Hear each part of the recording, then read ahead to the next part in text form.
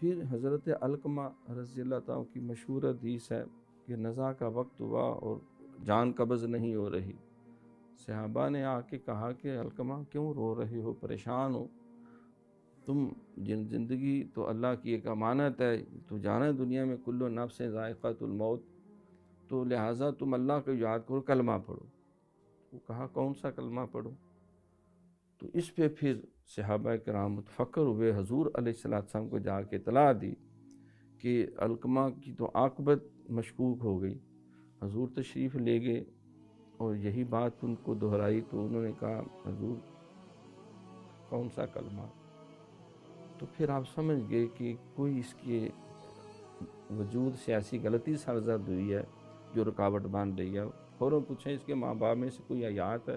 اطلاع ملی والدہ حیات ہے. اس کو بلوایا گیا تو فرمایا کیا علقمہ کی ماں کیا تو اپنے بچے سے ناراض ہے؟ اس نے کہا حضور میں ناراض ہوں، اس نے مجھے بڑا ستایا ہے، بڑا رلایا، بڑا پٹایا، یہ اپنی بیوی کی خاطر مجھ پہ ظلم یا زیادتی کرتا رہے، میں اس کو کسی صورت معاف نہیں کروں گا. اس کے اتنا میرا دل دکھا ہے کہ یہ بے شک نمازی بھی ہے، آپ کا صحابی بھی ہے، یہ جہاد بھی کرتا ہے، سارا کچھ کرتا ہے، لیکن میرے حقوق اس نے ادا نہیں کیے. پھر سرکار نے حکم دیا کہ لکڑیاں اکٹھی کرو اور آگ جلا کے اس کو چارپائی اس میں ساڑ دو.